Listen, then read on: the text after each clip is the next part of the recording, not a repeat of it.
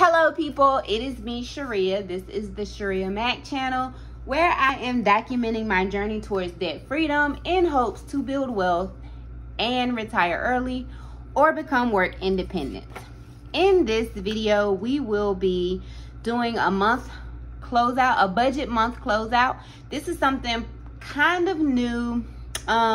Since my husband and I have combined our incomes, I am just trying to make sure that we are staying on track and making progress. And I think a good way to do that is to not only close out your budget, but to, you know, kind of track your progress. I've seen other people do it and they list it out. I'm not quite sure how I want to do it at this moment, but this is my first time doing it and I'm gonna do it this way. And if I don't like it, I will change it.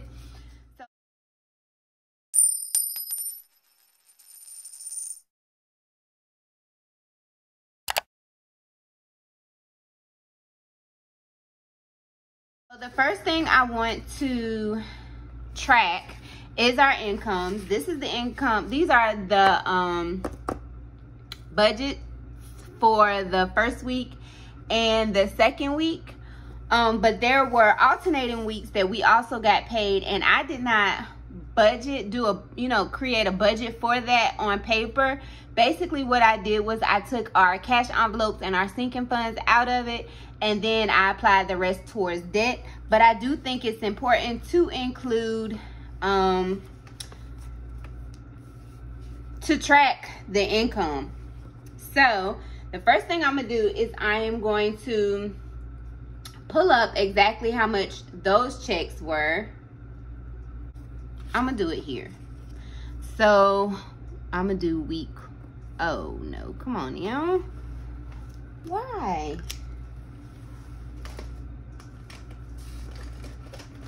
Give me a moment. Thought I was all prepared. Let's see. So I'm gonna do July income.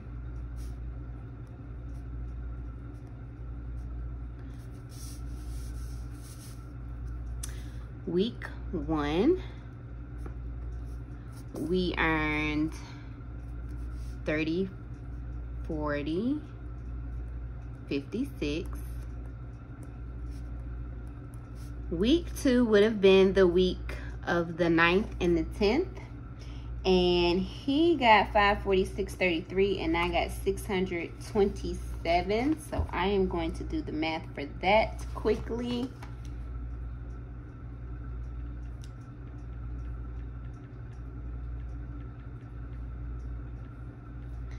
That totals 1,146.60. Week 2 would have been, should have been this week that we got 30, 85,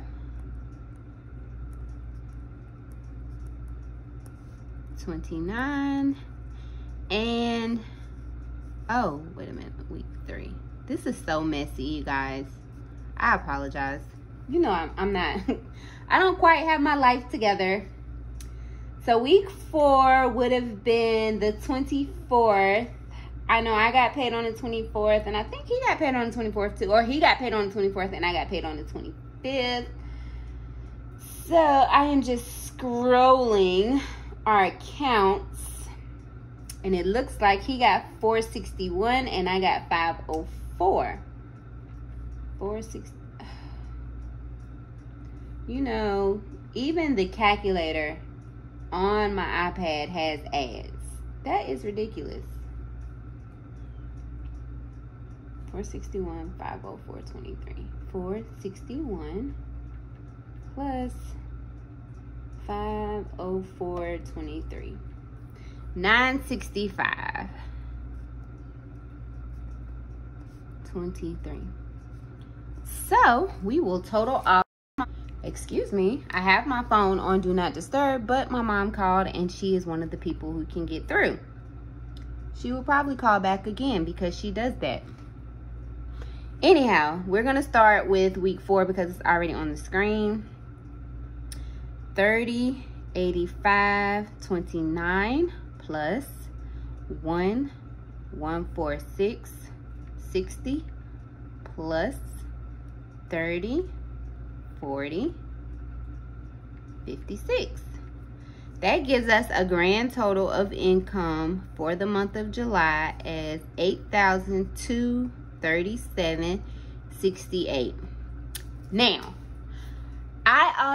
we also sold a couple of things, and I think I earned about $500 in total.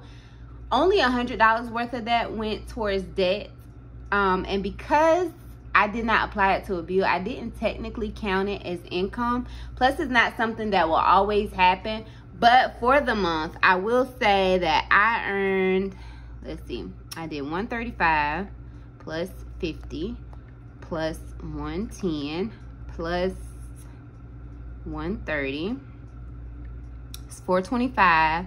Plus, I sold 2 dog cages, and now they were $35 a piece.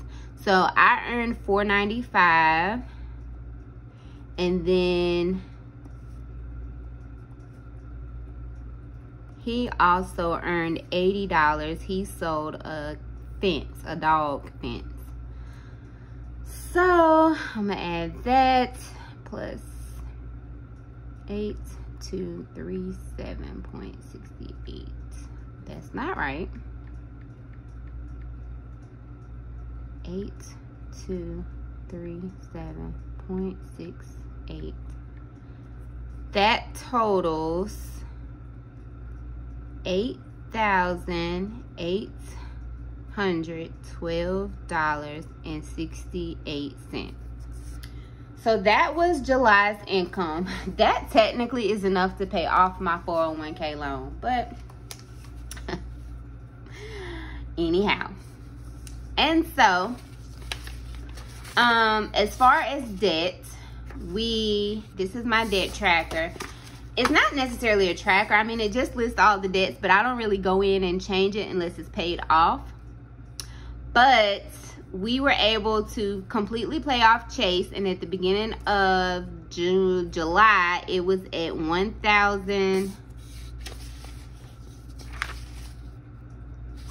Oh, maybe it was at 6. Okay, so it was at 1646 at the beginning of July. 1646. So we paid that off completely, and then we added $400 onto the credit union. And so we were able to pay $2,000, it looks like. So $2,046 went towards debt for the month of July. The balance for the state employee's credit card is actually at $1,816, and that's not including the at the end of July, the credit card was at $1,816. So I feel very confident that we will be able to pay that off by mid-September, hopefully. And then the remaining of the year, we'll just be working on the 401k loan, unless anything happens that has to divert our income.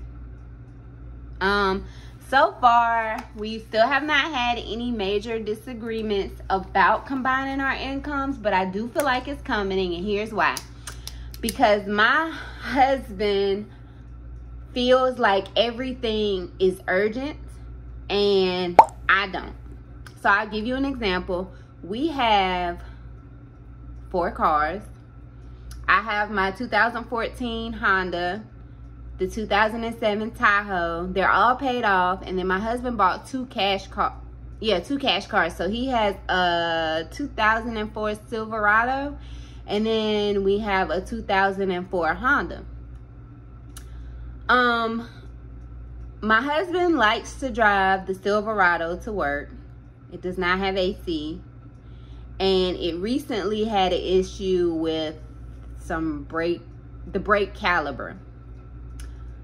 But we have 2 other cars. He has 2 other cars that he could drive. I always drive my 2014 Honda.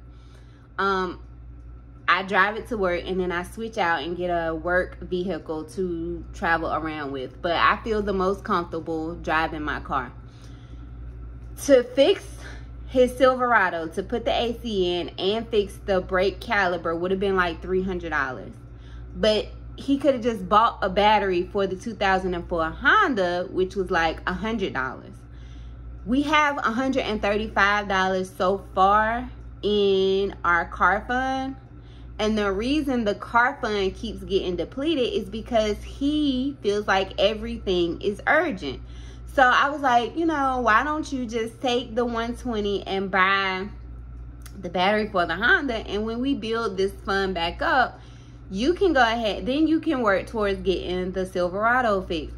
No, I need the brakes now because I want to go ahead and get them to the mechanic, because if I don't get it to him today, he might not be able to work on my car, and then it'll just be sitting. And I still don't see the urgency with the car sitting because we have other cars.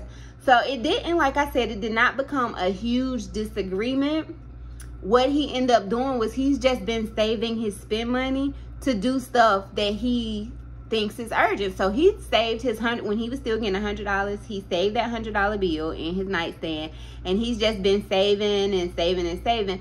So he took that money, his spend money that he had been saving, and he got the Silverado fixed.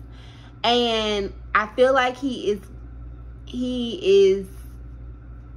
feel like it bothered him, because again, I've told you guys that he is used to having, he gets paid every week, and he's used to like paying a bill and then having a lot of money left over.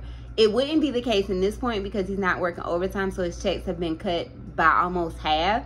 So he wouldn't have a whole lot of money left over, but he would have had enough to do what he needed to do. Plus, the majority of his bills, well, there are bills now, but the majority of the bills he was paying were all due at the end of the month. So he would technically, in his mind, have 2 free checks, so that he feels like he could have been doing, you know, whatever he wanted to do, get his truck fixed or whatever.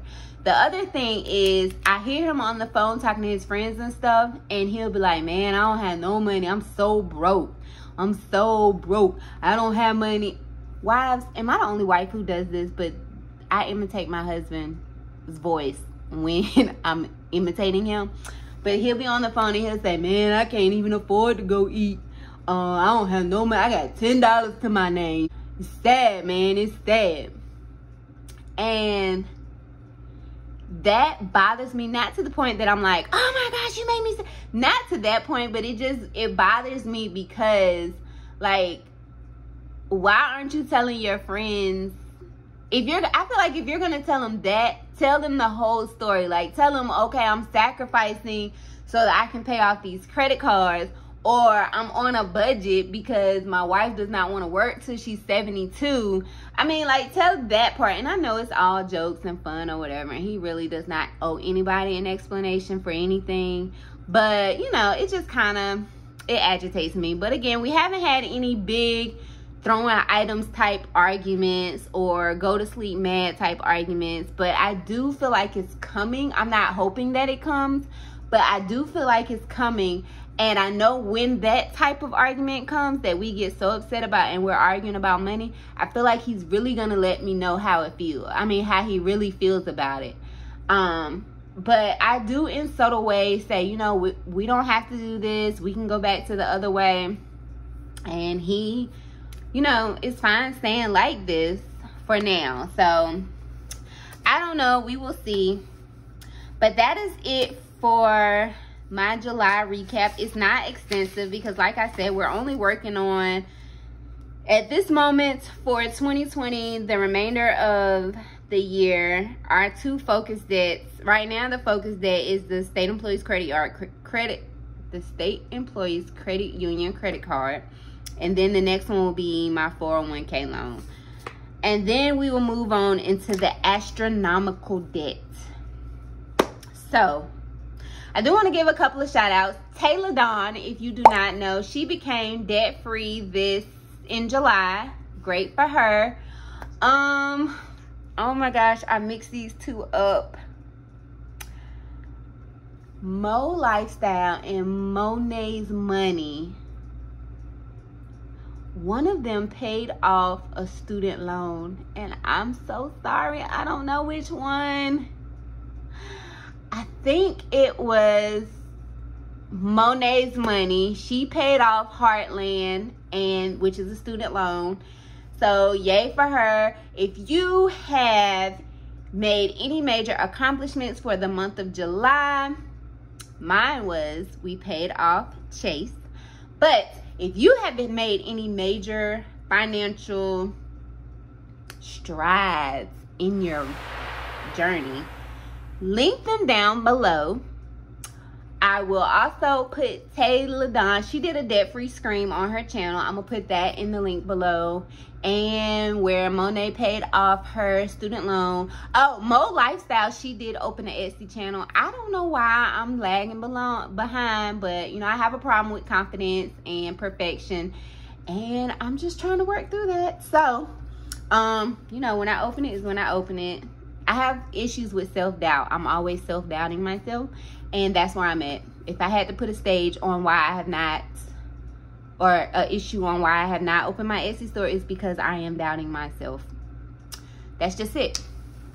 So, but if you have made any major financial accomplishments or any accomplishments, first of all, nothing is too small. I used to be, oh, the other thing is I got out of that accountability group. But when I was in it, we would have meetings, people would be like, oh, I saved $100, that's it. And I'm like, that's it, girl? If you went from saving anything to $10, that's a big deal, because your mindset is starting to shift. And that is what's important. Anyhow, link those accomplishments down in the comments. If you have a channel, shoot that down in the comments. I think some of the people that have been commenting on my video, I think they have channels, but the way it comes up on my iPad or my phone when you leave a comment, I can't, when I click on it, it just highlights the comment. It doesn't take me to your channel. So if you have a channel, say whatever your comment is, and then be like, check out my channel. And I'll be like, okay. And then I will go and I will like and I will comment. So do that. And that is it for this video. Thank you so very much for watching. If you have not subscribed, please consider subscribing. I would really appreciate it. Now, do remember that the debt-free journey is indeed a journey, not a destination. Okay?